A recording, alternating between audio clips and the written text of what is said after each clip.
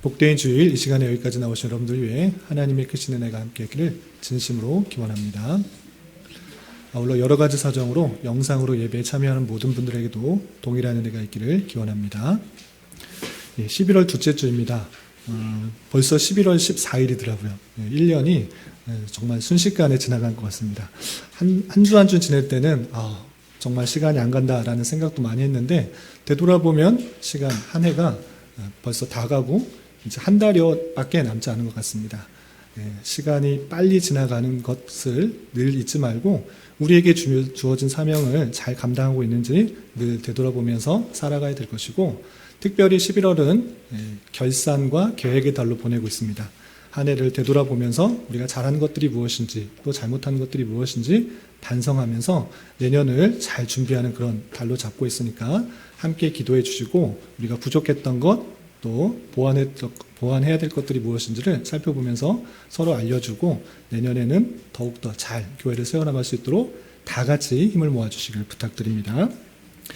계속해서 잠언의 말씀을 읽어 나가고 있습니다. 지난주에 잠언에 대해서 간단하게 소개시켜 드렸는데 다시 한번 복습하고 잠언이 어떤 책인가 다시 한번 생각해 보고 오늘 말씀을 이해하도록 하겠습니다.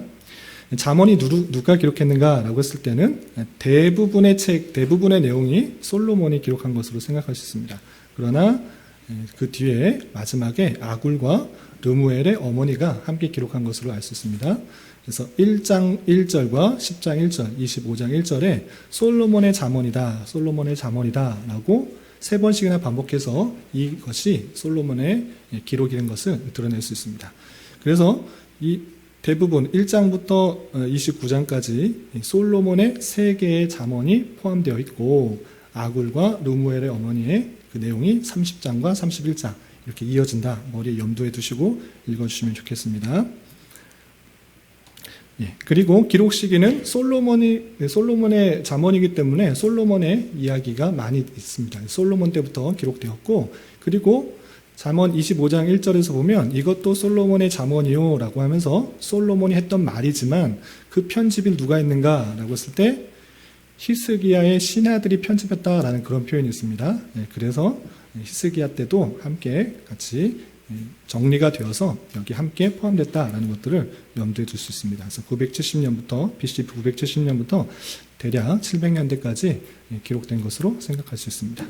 그리고 잠언의 뜻이 무엇이냐, 그리고 이 책의 목적이 무엇인가를 잘 알아야 되는데, 잠언이란 말, 우리 일상생활에서는 잘 쓰지 않는데 잠언이란 올바른 삶에 관한 지혜가 담긴 격언, 경구, 그런 지혜의 말들을 잠언이라고 표현하고 있는 것입니다.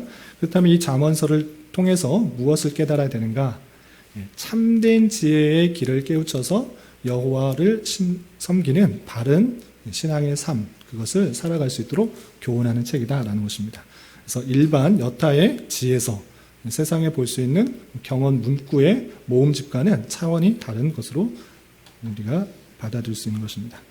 그리고 그냥 1절부터 31장까지 내용의 기승전결이 있는 식으로 안 읽다 보니까 그냥 한 장씩 또 한 절씩 떼어서 읽는 경우가 있는데, 물론 그렇게 읽어도 좋은 문구가 있고 격언이 되는 내용이 있기 때문에 받아들일 수 있습니다. 그냥 그 문구가 좋고 의미가 있고 다 좋다라고 해서 그냥 한 절씩 그냥 교훈 받을 수 있는데, 그렇게 하다 보면 어떤 문제가 있냐면 일반 세상에서 얻을 수 있는 좋은 문구집, 좋은 격언집과 차이가 없습니다. 이 세상에서도 좋은 책 서점에 가면 많은 좋은 책이 있습니다. 좋은 경구들을 모아놓은 책들이 있습니다.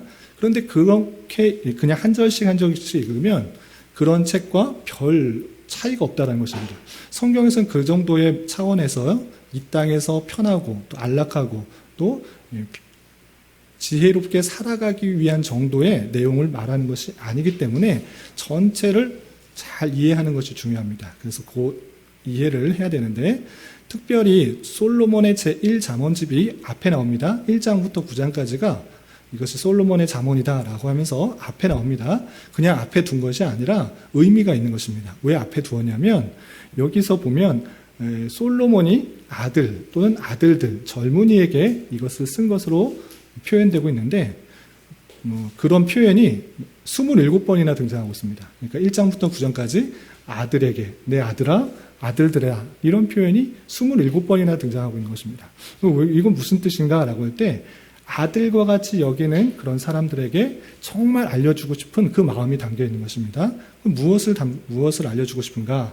첫 번째, 세 가지로 요약할 수 있는데, 첫 번째는 여호와를 경외하는 것이 지혜와 지식의 근본이다. 여호와를 경외하는 것, 그것을 통해서 지식을 얻을 수 있고 지혜를 얻을 수 있다 라고 했는데, 이것도 설명하면 길기 때문에 제가 금요기도회 때 이것의 의미가 무엇인지를 금요기도회 때 한번 설명했기 때문에 혹시 궁금하신 부분은 금요기도회 설교를 찾아보시기 바랍니다.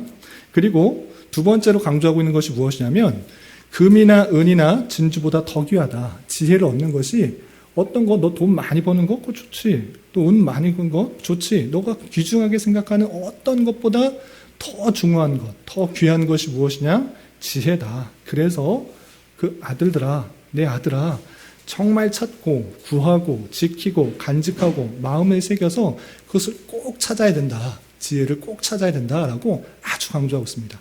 그래서 돈을 버는 것보다, 또 부를 얻는 것보다, 명예를 얻는 것보다 어떤 것보다 더 귀한 것이 지혜다. 그러니 그것을 찾고 구하고 지키고 간직하고 새기고 잘 유지해라. 그것을 찾아라 라고 강조하고 있습니다. 아주 많이 강조하고 있습니다.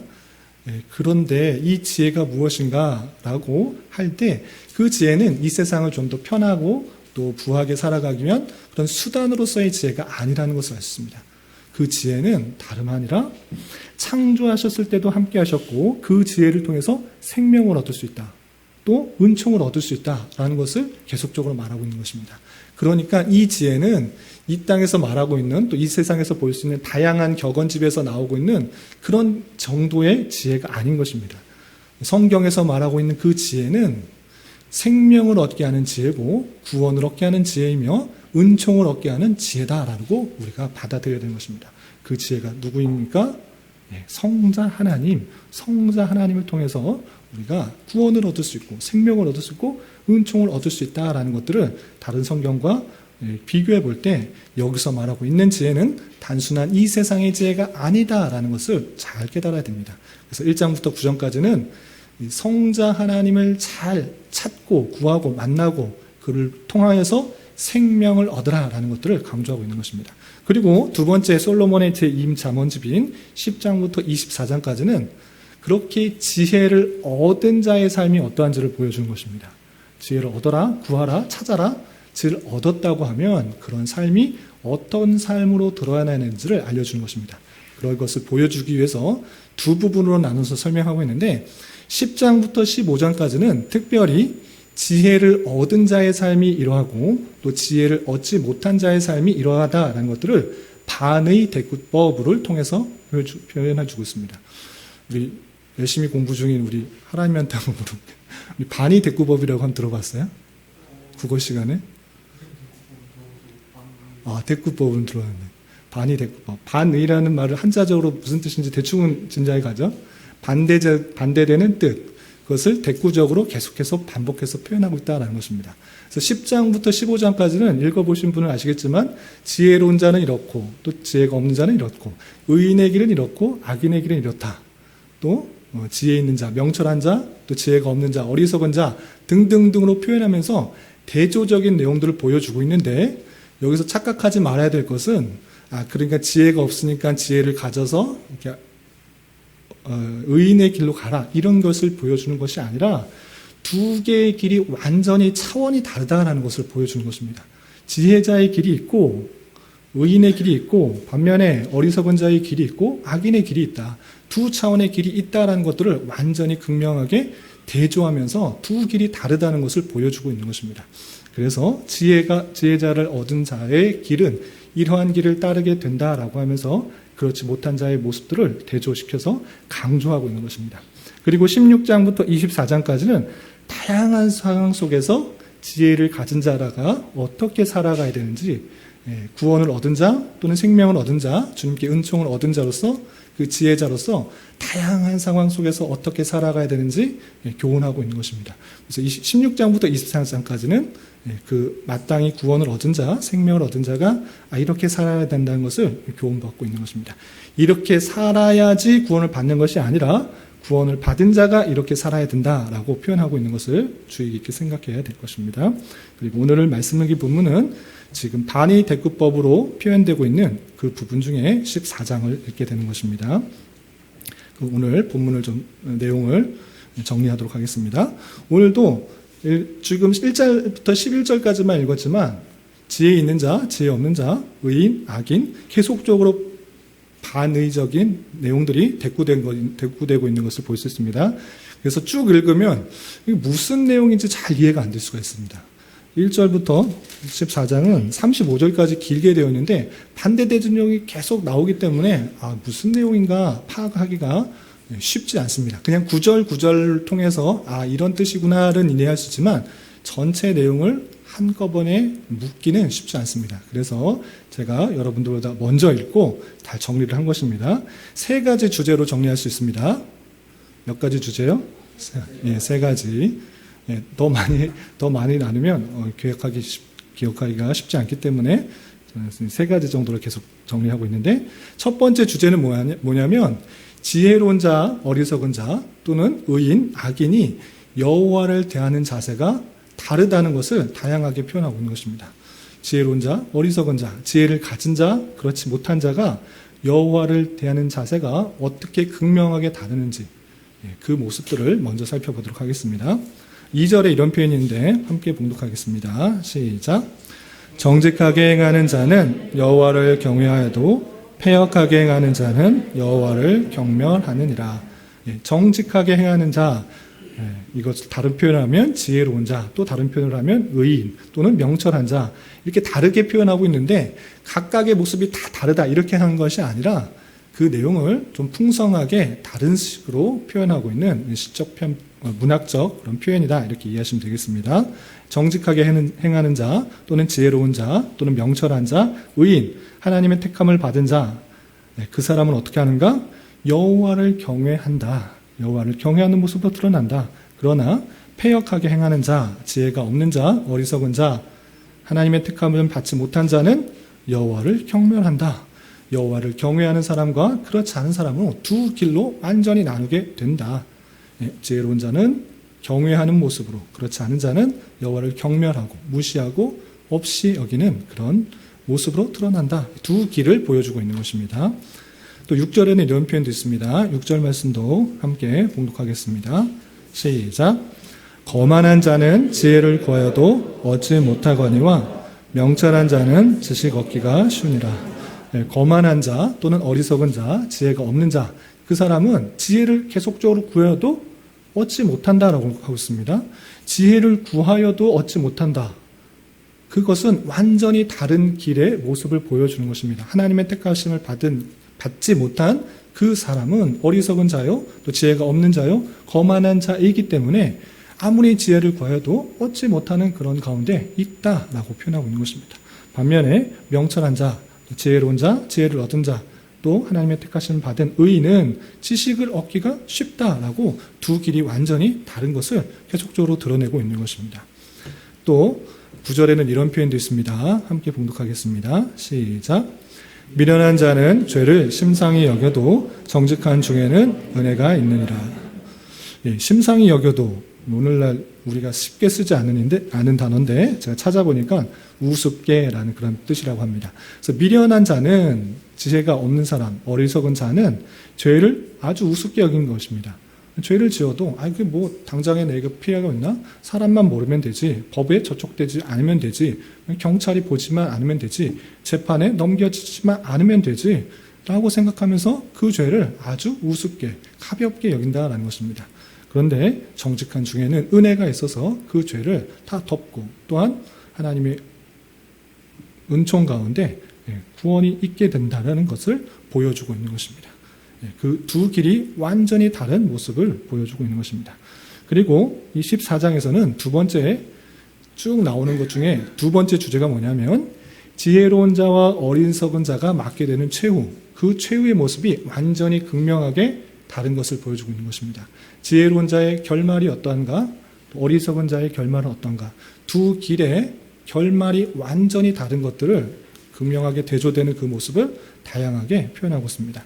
먼저 11절에 어떻게 표현되고 있는지 우리 함께 봉독하겠습니다. 시작. 악한 자의 집은 망하겠고 정직한 자의 장막은 흥하리라. 예, 악한 자의 집, 지혜가 없는 자, 어리석은 자, 그 악인은 그 집에 결국은 망할 것이다. 그러나 정직한 자, 지혜로운 자, 의인, 명철한 자의 장막, 그 집은 흥하게 될 것이다 라고 그 최후의 결말을 이렇게 표현하고 있습니다. 이곳에만 이렇게 표현되고 있는가? 그렇지 않고 12절과 13절에는 악인의 결말을, 또 26과 27절에서는 의인의 결말을 이렇게 표현하고 있습니다. 먼저 악인의 결말이 어떻게 표현됐는지 잠언 14장 12절 13절을 계속해서 읽어보겠습니다. 시작. 어떤 길은 사람이 보기에 바르나 필경은 사망의 길이니라. 웃을 때에도 마음에 슬픔이 있고 즐거움의 끝에도 근심이 있느니라. 어떤 길을 볼 때 바른 것 같아 보입니다. 그냥 잘 지내는 것 같아 보입니다. 그러나 그것의 마지막은 사망으로 가는 길이다. 세상 사람들 볼 때 저렇게 살아야지 올바르게 사는 것 같고 사람 사는 것 같이 보이고 또 잘 사는 것 같아 보일 수 있습니다. 그러나 그렇게 보일지라도, 바르게 보일지라도, 합당하게 사는 것 같이 보일지라도 그것의 끝으로 가봐라. 그것은 결국 사망으로 가는 길뿐이다 라고 표현하고 있는 것입니다. 그 악인은 그 끝을 알지 못하고 이 땅에서 더욱더 잘 살아보겠다고, 또 힘있게 살아보겠다고, 편안하게 살아보겠다고 그렇게 행하고 있지만 지금 볼 때는 바르게 보이지만 그 마지막은, 악인의 그 마지막은 사망밖에 없다라고 표현하고 있는 것입니다. 그러나 그리고 웃을 때에도 마음에 슬픔이 있다. 즐거움 끝에도 근심이 있다라는 것입니다. 악인은, 어리석은 자는 참된 끝을 알지 못하기 때문에 당장에는 웃을 수 있습니다. 당장에 좋은 일이 있으면, 기쁜 일이 있으면, 부한 일들이 있으면 기쁘고 즐거울 수 있습니다. 그러나 그것을 가지고 오히려 조금 더 지나면 그 갖고 있는 것이, 그 기쁨들이 어떻게 변할지 모르기 때문에 근심이 있는 것입니다. 내가 많은 부를 가졌다, 많은 재물을 가지게 되었다, 당장에는 기쁩니다. 기쁠 수 있습니다. 또 즐거울 수 있습니다. 그러나 시간이 지나가면 이 돈으로 인하여서 누가 훔쳐가면 어떡하지? 이것이 또 없어지면 어떡하지? 근심과 걱정 가운데 나타나게 되는 것입니다. 그리고 그 즐거움의 끝을 알지 못하기 때문에 항상 두려움이 있고 근심이 있는 것입니다. 악인은 그 끝을 잘 알지 못하기 때문에 당장의 눈앞에 있는, 보이는 그 사실들로 인하여 기뻐하거나 즐거워하지만 그 내면을 돌아볼 때 슬픔과 근심으로 순식간에 바뀔 수 있다는 그 사실들로 인하여 완전하지 않다라는 것들을 생각해 볼 수 있는 것입니다. 그러나 의인의 결말은 어떠한가? 26절과 27절에 이렇게 표현되어 있습니다. 함께 봉독하겠습니다. 시작. 여호와를 경외하는 자에게는 견고한 의뢰가 있나니 그 자녀들에게 피난처가 있으리라. 여호와를 경외하는 것은 생명의 셈이니 사망의 그물에서 벗어나게 하느니라. 여호와를 경외하는 자, 지혜로운 자 또는 의인, 그에게는 무엇이 있는가? 견고한 의뢰가 있는 것입니다. 악인들은 견고한 의뢰가 없습니다. 당장에 눈에 보이는, 갖고 있는 그것으로 인하여 기뻐하고 즐거워하지만 그 끝을 알지 못하기 때문에 이것이 없어지면 어떻게 하나, 그런 근심과 걱정과 슬픔이 늘 도사리고 있는 것입니다. 그러나 여호와를 경외하는 자, 의인, 지혜를 가진 자는 어떠한가? 견고한 의뢰가 있는 것입니다. 흔들리지 않는 의뢰가 있는 것입니다. 변하지 않는 그 의뢰가 있기 때문에 그런 것으로 인하여 두려워하지 않습니다. 걱정하지 않습니다. 또한 그 자녀들에게도 피난처, 피할 곳이 있기 때문에 환난과 역경이 닥쳐올지라도 그 피난처가 있다는 것으로 인하여 염려와 근심 가운데 살아가지 않는 것입니다. 또한 27절에 여호와를 경외하는 것, 지혜로운 자의 삶, 그리고 의인의 모습은 생명의 셈이니 사망의 그물에서 벗어나게 한다라고 표현하고 있습니다. 참된 지혜를 알기 때문에 이제 사망이, 죽음에서 벗어나 생명의 모습으로 있다라는 것을 알고 있는 것입니다. 1장부터 9장까지 참된 지혜를 얻음으로 말미암아 우리가 생명을 얻을 수 있고 은총을 얻었다라는 것들을 알고 있는 것입니다. 그렇기 때문에 우리의 삶으로 인하여서 걱정과 근심과 탄식이 있는 것이 아니라 우리는 사망의 그물에서 벗어나 이제 참된 생명이 있다는 것을 알아서 참된 기쁨이 있고 감사가 있는 그 모습 가운데 있다는 것입니다. 악인의 결말과 의의 결말이 완전하게 극명하게 다른 그 모습들을 설명하고 있는 것입니다.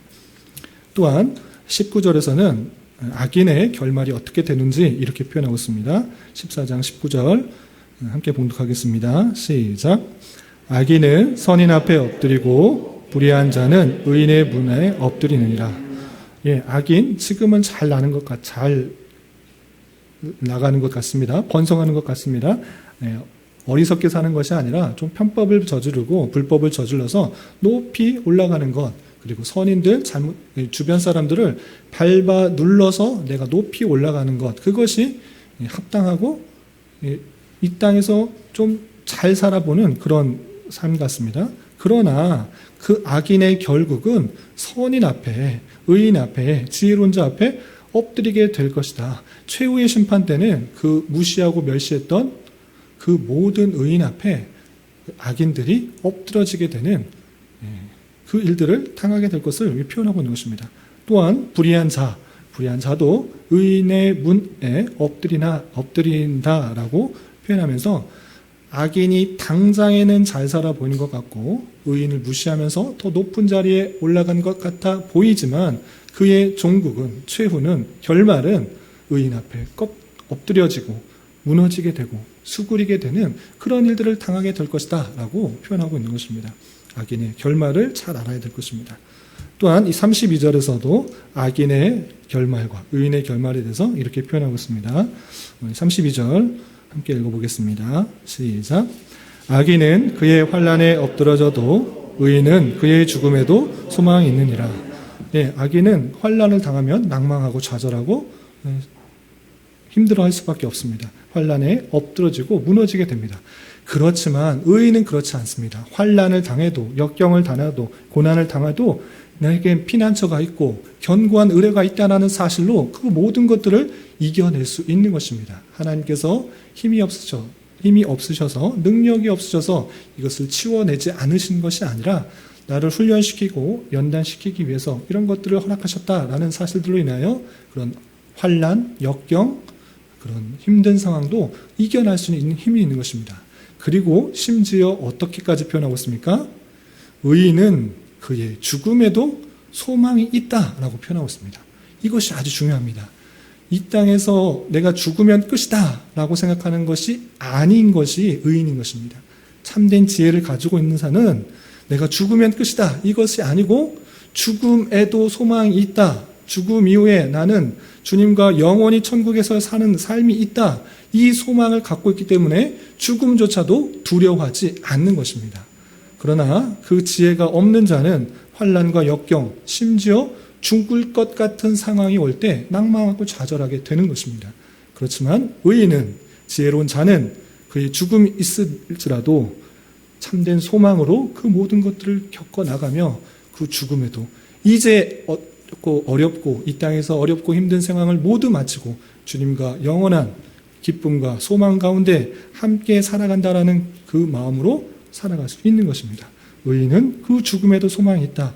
의인의 결국과 최후는 기쁨과 소망과 사랑이 있다라는 사실도 잠언서는 계속 설명하고 있는 것입니다. 그래서 지혜로운 자와 어리석은 자가 맞게 되는 최후의 모습이 완전하게 다른 두 길을 갖고 있고 극명하게 다른 두 길이 있다는 사실들을 잘 기억하며 살아가야 될 것입니다. 그리고 많은 부분에 있어서 지혜로운 자가 취해야 될 삶의 자세에 대해서 교훈하고 있습니다. 지혜를 얻었다 했을 때 지혜를 얻은 것으로 끝난 것이 아니라 그 자가 이 땅에서 어떠한 삶을 살아가야 되는지 다양하게 교훈하고 있는 것입니다. 그 다양한 교훈들을 제가 세 가지로 정리했습니다. 첫 번째, 지혜로운 자가 취해야 될 첫 번째 자세는 내 자신의 마음과 행동을 다스려야 된다라는 것입니다. 그 표현이 여러 구절 드러나고 있는데 우선 7절의 말씀을 함께 읽어보겠습니다. 시작. 너는 미련한 자의 앞을 떠나라. 그 입술에 지식이 있음을 보지 못함이니라. 예, 너는 여기서 누굽니까? 지혜로운 자, 의인, 명철한 자. 예, 그는 미련한 자의 앞을 떠나라. 악인의 길을 떠나라. 예, 그와 함께 하면 그 입술에 말하는 것들에 참된 지식이 없고 좋은 것들로 영향을 받지 못하기 때문에 미련한 자 앞을 떠나라. 너의 행동을 그들과 함께하지 말라라고 표현하고 있는 것입니다. 예, 그런데 지난주에도 말씀드렸다시피 그러면 믿는 사람들만, 선한 사람들만 함께 살아갈 수 있는가? 악을 떠나서 살아갈 수 있는가? 수도원이나 기도원, 어떤 완전한 공동체에 들어가서 살아갈 수 있는가? 그럴 수가 없는 것입니다. 그러나 여기서 완전하게 분리된 삶을 말하는 것이 아니라 함께함으로 말미암아 영향을 받지 않도록 주의하라라는 것입니다.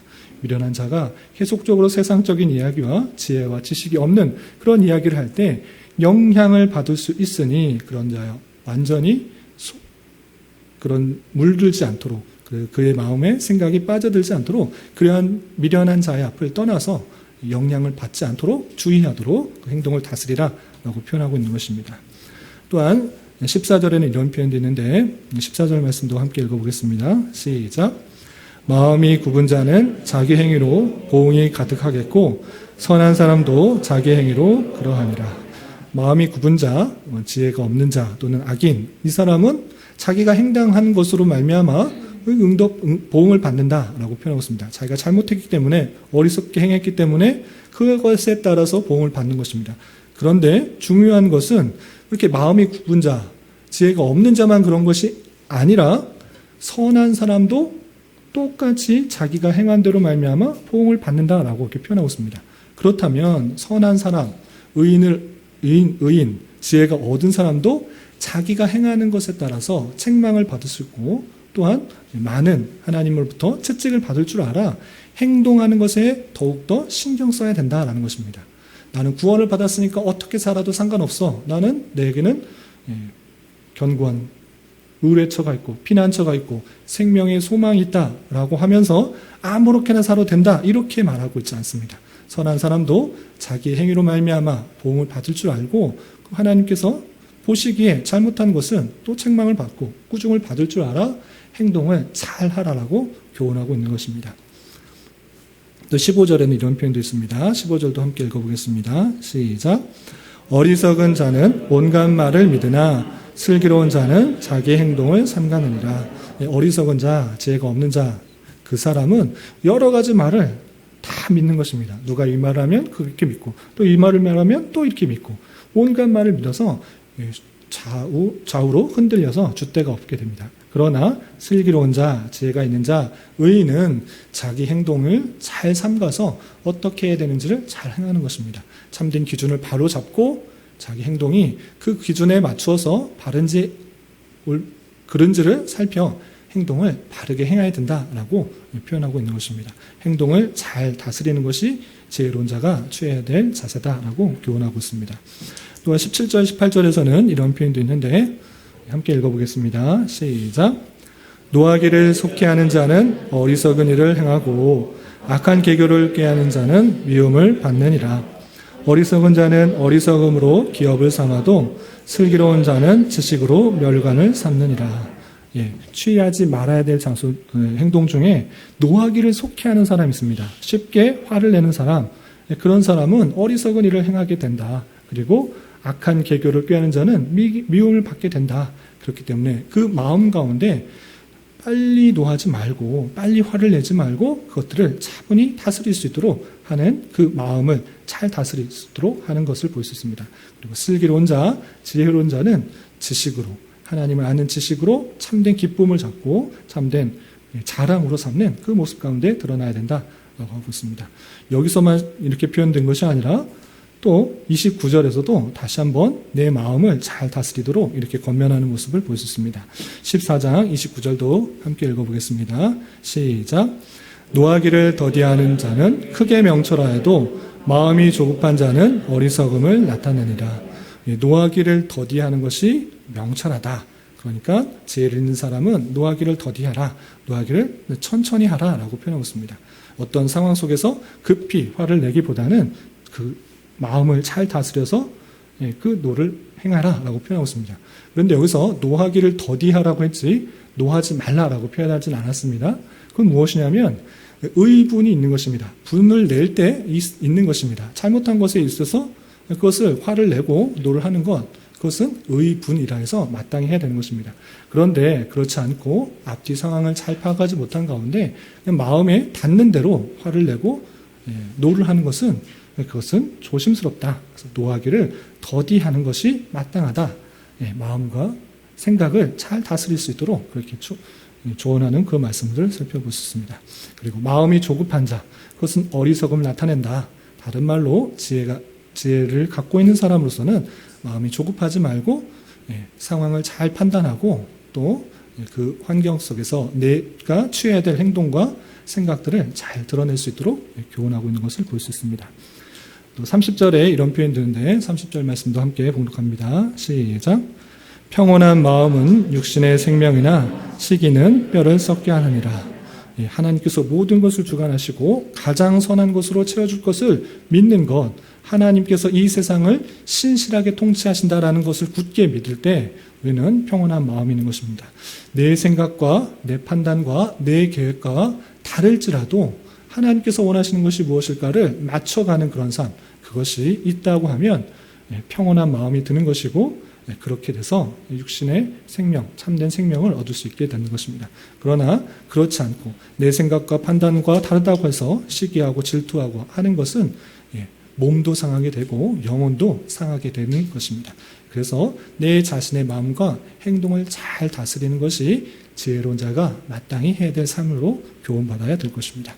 또 두 번째로 많이 강조되고 있는데 오늘 14장뿐만 아니라 12장에도 13장에서도 계속적으로 많이 등장하는 것 중에 하나가 무엇인가? 언어 생활을 잘 하도록 교훈하는 것입니다. 오늘 말씀에서도 4번이나 반복해서 언어 생활을 바르게 말할 것을 강조하고 있습니다. 그 내용도 한번 살펴보도록 하겠습니다. 우리 3절 말씀 함께 봉독합니다. 시작. 미련한 자는 교만하여 입으로 매를 자청하고 지혜로운 자의 입술은 자기를 보전하느니라. 미련한 자는 교만하여서 말하는 것을 통해서 매를 자초한다. 잘 모르면, 확실하지 않으면 말을 하지 말지. 그냥 말을 아무거나 해서 매를 자청한다. 그것으로 말미암아 피해를 받고 혼이 나게 된다는 것입니다. 그러나 지혜로운 자는 그 입술을 통해서 말하는 것을 잘 해서 자기를 보전한다라고 표현하고 있는 것입니다. 바른 언어 생활을 할 수 있도록 교훈하고 있는 표현입니다. 또 5절에는 이런 표현도 있는데 5절도 함께 읽어보겠습니다. 시작. 신실한 증인은 거짓말을 아니하여도 거짓 증인은 거짓말을 뱉느니라. 신실한 증인, 지혜로운 자, 또 의인,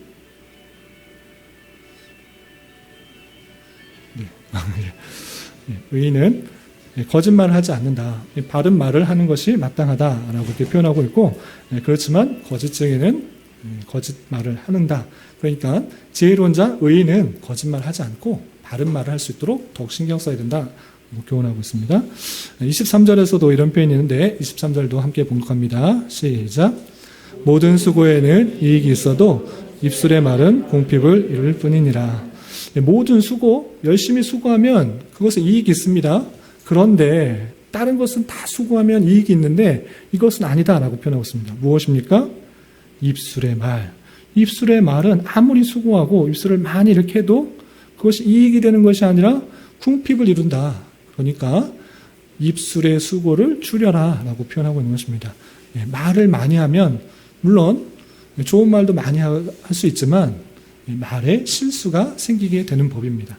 그래서 말을 할 때 말을 잘 할 수 있는 것, 말 실수가 없으면 완전하다, 온전하다 할 수 있는데 그렇게 되기가 너무 힘드니 입술에 수고하는 것들을 조심하라. 그래서 적당하고 필요한 말을만 할 수 있도록 조심하라라고 교훈하고 있는 것입니다. 25절에서 또 이런 표현도 있는데 함께 봉독하겠습니다. 시작. 진실한 증인은 사람의 생명을 구원하여도 거짓말을 뱉는 사람은 속이느니라. 진실한 증인, 바른 말을 통해서 증인을 서고 또 이야기해 줄 때 그것은 생명을 구하는 것입니다. 그런다. 거짓말을 뱉는 사람, 올바른 말을 하지 않는 사람은 사람을 속이게 된다라고 표현하고 있는 것입니다. 바른 말로써 사람의 생명까지 구할 수도 있는 그런 합당한 그런 언어 생활을 할 수 있도록 교훈하는 내용들을 볼 수 있습니다. 그리고 마지막으로 많은 표현에 있어서 교훈하는 것 중에 하나가 무엇이냐면 맡겨진 일들에 대하여 잘 감당할 수 있도록 지혜로운 자가 마땅히 맡겨진 일들을 잘 감당하도록 교훈하고 있습니다. 어떤 이야기들이 있는가? 시간이 많지 않은데 좀 빨리 한번 읽어보도록 하겠습니다. 14장 1절 함께 봉독합니다.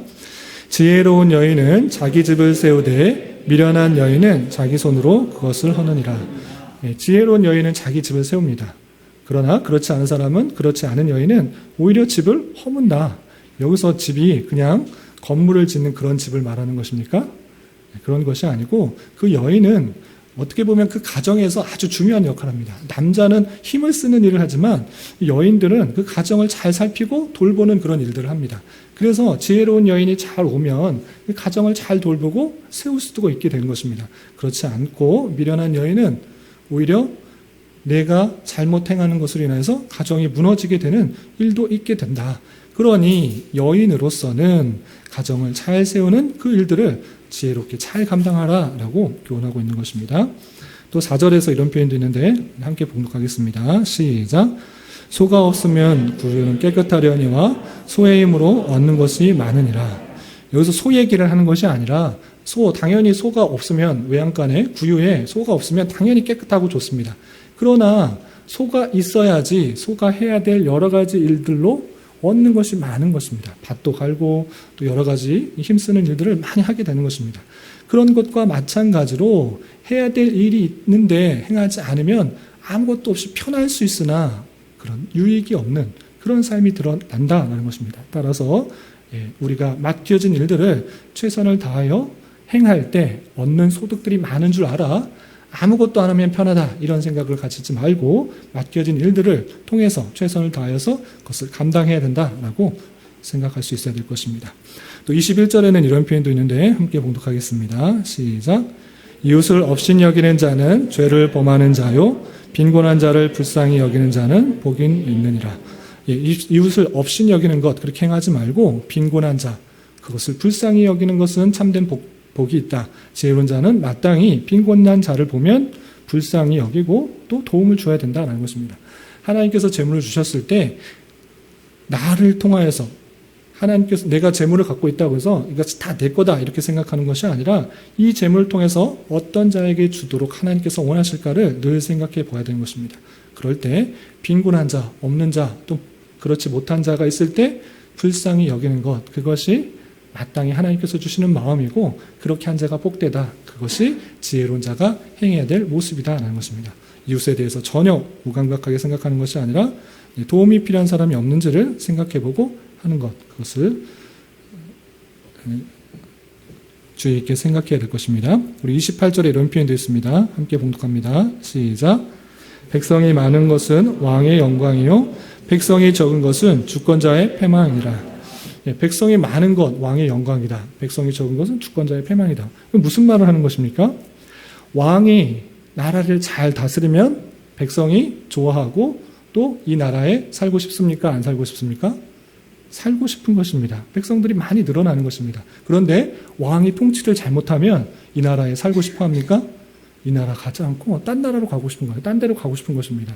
그런데 백성이 많고 이 땅에 살고 싶다. 그렇다면 왕이 통치를 잘한 것입니다. 마찬가지로 왕이라고 하면 통치를 잘해서 나라를 잘 다스려서 백성들이 오고 싶고 많아지고 싶어하는 것이 마땅한 것이다.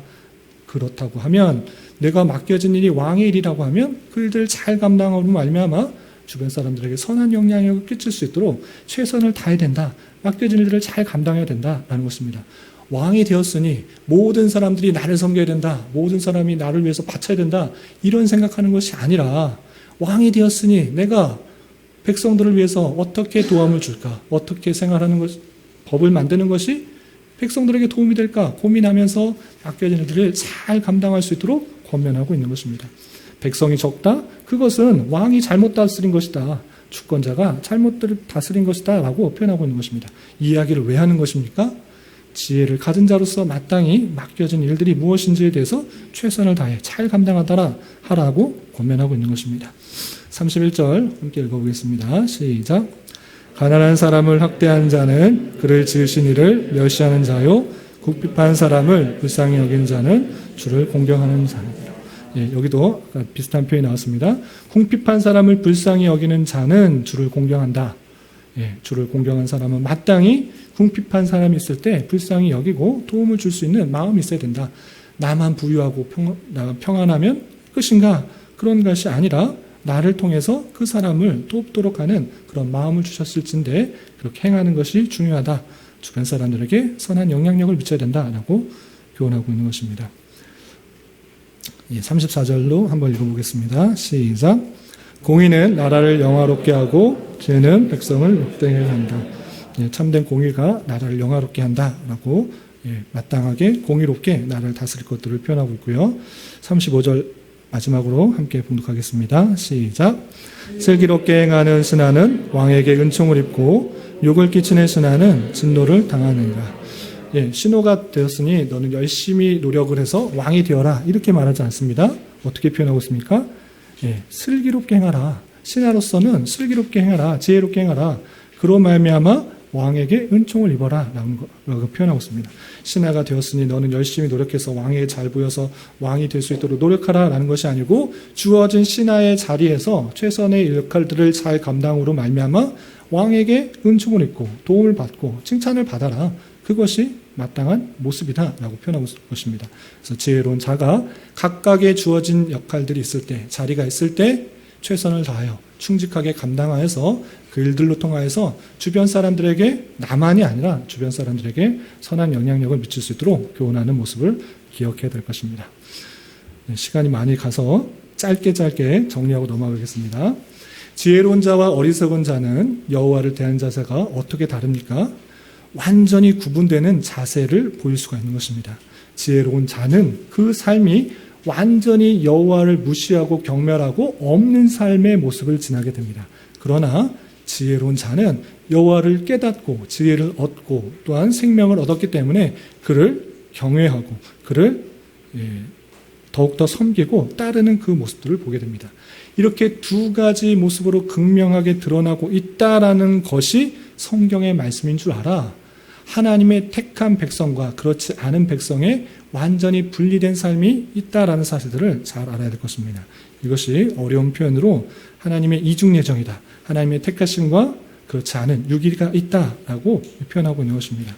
하나님의 택하심을 받은 자는 하나님의 때, 하나님의 방법으로 지혜를 얻게 하시고 구원의 길로 인도하시고 그렇지 않은 자는 여전히 그 타락의 본성을 가진 채 완악함을 버리지 못하고 살아가게 되는 것입니다. 우리가 예수 그리스도를 깨닫고 믿음으로 예수 그리스도를 고백한다. 그것은 하나님의 놀라운 은혜인 것입니다. 하나님의 은혜로 이러한 길을 가게 되었다는 것에 더욱더 감사할 수 있는 우리가 되어야 될 것입니다. 두 번째는 지혜로운 자와 어리석은 자의 최의 모습을 늘 기억해야 됩니다. 당장의 눈에 보일 때 지혜로운 자가 참으로 없어 보이고 부족해 보이고 핍박과 탄압 속에서 그런 길 가운데 사는 것처럼 보입니다. 그러나 우리는 늘 최후의 모습을 기억해야 되는 것입니다. 그 어리석은 자는 당장에 기쁠 수 있습니다. 당장에 즐거워할 수 있습니다. 당장에 많은 부를 가지고 힘있게 사는 것처럼 바르게 사는 것처럼 떵떵거리면서 사는 것 같이 보입니다. 그러나 오늘 말씀에서 어떻습니까? 그 마음 가운데 근심이 있다. 걱정이 있다. 그리고 잘 가는 것 같이 보이지만 그 마지막은 필경은 죽음이다. 사망이다. 패망이다. 라고 표현한 그 말씀들을 잘 알릴 것입니다. 우리는 최후의 소망이 있는 것입니다. 죽을지라도 소망이 있는 자가 우리인 것입니다. 그래서 주님께서 십자가에 달려 돌아가셔서 우리의 죄를 다 사해 주셨을 뿐만 아니라 부활하시고 승천하셔서 천국을 완성시키시고 천국을 예비하셨다는 그 사실들을 기억하며 우리에게는 영원한 천국, 영원한 소망이 있다는 사실로 이 어려움과 힘듦을 잘 극복할 수 있는 저와 여러분이 되시기를 부탁을 드립니다. 그리고 지혜로운 자가 취해야 될 삶의 모습이 어떠했습니까? 여러 가지 많은 것들을 말하고 있었지만 그냥 한 절 한 절 읽으면 잘 이해가 안 될 수 있으니까 제가 세 가지로 정리해드렸습니다. 첫 번째, 내 자신의 마음과 행동을 잘 다스려야 됩니다. 여러 가지 어려움과 힘들이 있을 때 생각을 잘 다스려서 쉽게 노하거나 쉽게 분을 내기보다는 하나님께서 이것을 통해서 무엇을 주실까라고 생각할 줄 알고 내 행동을 잘 잘 다스릴 줄 알아야 됩니다. 또한 바른 언어 생활로 서로에게 유익을 끼쳐야 됩니다. 말로써 사람들을 상처 주고 힘들게 하는 것들이 너무 많을 수 있습니다. 그러니 말을 할 때 신중하게 해야 될 것입니다. 말이 완벽하면, 말이 실수가 없으면 완전하고 온전한 자이지만 그렇지 못한 자이기 때문에 말을 할 때 상대방에게 아픔이나 상처가 되지 않도록 진실된 말, 또 격려하고 위로하는 말을 많이 했으면 좋겠습니다. 그리고 특별히 우리에게 주어진 입이 복음 전파의 사명을 감당하는 그런 입이라는 생각을 통해서 우리 알지 못하는 그 주변 사람들에게 복음을 잘 전할 수 있는 우리가 되어야 될 것입니다. 그리고 마지막, 맡겨진 일들에 최선을 다하는 것, 잘 감당하는 것, 그것이 하나님께서 주신 지혜로운 자, 지혜가 있는 자, 의인의 마땅한 자세인 것입니다. 주어진 일들에 최선을 다하고 게으르지 말고 성실하게 충실하게 잘 감당함으로 말미암아 나 또한 주님의 청지기로서의 삶을 잘 감당하고 주변 사람에게도 유익을 끼칠 수 있는 저와 여러분 우리 모두가 될 수 있기를 진심으로 기원합니다. 기도하겠습니다. 하나님 아버지 감사합니다. 오늘 말씀을 통하여 지혜로운 자와 어린석은 자의 두 길이 있으며 이들이 맡게 되는 최후의 모습과 지혜로운 자가 취해야 될 삶의 자세에 대하여 교훈받았습니다. 이런 말씀을 대하는 자로서 우리를 택하여 주시고 참된 지혜의 근본 되신 주님을 믿게 해주심으로 구원받게 해주셨으며 최후 승리의 소망을 주심에 대하여 참으로 감사하는 자 되게 하여 주시고 이 땅에서의 우리의 삶이 천국 백성으로서의 훈련의 모습인 줄 알아 더욱더 주님께서 원하시는 모습으로 살아가게 힘쓰는 자 되게 하여 주시옵소서. 예수님의 이름으로 기도 올리옵나이다. 아멘.